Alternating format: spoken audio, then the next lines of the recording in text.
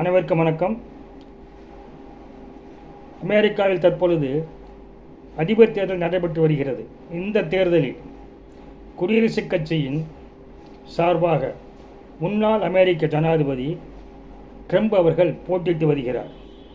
அவர் மீது இரண்டாவது முறையாக துப்பாக்கி சூடு நடத்தப்பட்டதில் அவர் எவ்வித காயமின்றி அவர் தப்பியுள்ளார்.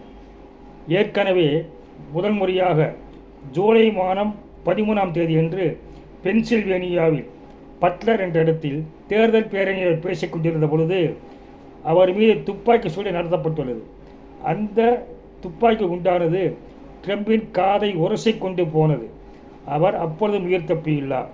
அதேபோல் அதற்கடுத்து அந்த முதல் துப்பாக்கி சூடு நடத்திய 8 நாள் கழித்து அதிபர் தேர்தலில் போட்டியிடும் ஜோ பைடன் விலகினார். அவர் விலகியதன் காரணமாக துணை ஜனாதிபதியாக இருந்த கமலா ஹாரிஸ் தற்பொழுது ட்ரம்புக்கு எதிராக போட்டியிட்டு வருகிறார்.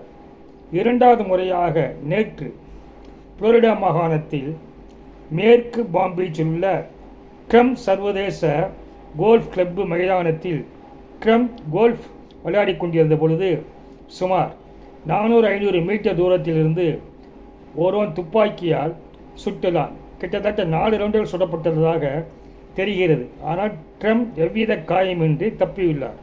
அதை செக்யூரிட்டி ஏஜென்சி அஃபீஷியல்ஸ் பார்த்தவுடன் அந்த நபரை நோக்கி இவர்களும் துப்பாக்கியால் சுட அந்த நபர் துப்பாக்கி அங்கேயே போட்டுவிட்டு தப்பி ஓடிவிட்டார்.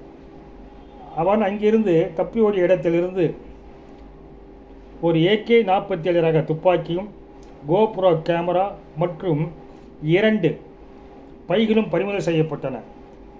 அந்த துப்பாக்கி சூடு நடத்தியவன் பெயரானது ரியான் வெஸ்லி ரோத் என்று நபரை போலீசார் கைது செய்துள்ளனர். இவன் தப்பி ஓடிய காரை ஒருவர் புகைப்படம் எடுத்ததில் அந்த காரின் நண்பரை அடையாளம் வைத்து அவனை சுற்றி வளைத்து அந்த நபர் கைது செய்யப்பட்டுள்ளார். இவர் ட்ரம்ப் மீதான கொலை முயற்சி என்ற கோணத்தில் விசாரணை செய்து வருகிறார்கள். அதை தவிர இந்த ராயன் வெஸ்லி ரோட் பற்றிய சில செய்திகளும் வெளியாகியுள்ளன.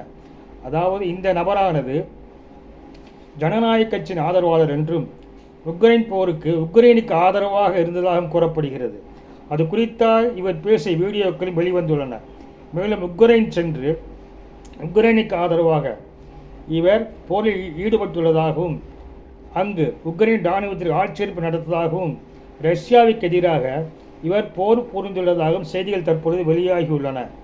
தற்பொழுது இந்த நபர் இரண்டாவது முறையாக ட்ரம்ப் மீது நடத்தப்பட்ட கொலை முயற்சியில் இந்த நபருக்கு என்ன பங்கிருக்கிறது, இந்த கொலை முயற்சி செய்தாரா என்ற கோணத்தில் அமெரிக்காவின் FBI போலீஸானது விசாரணை நடத்தி வருகிறது.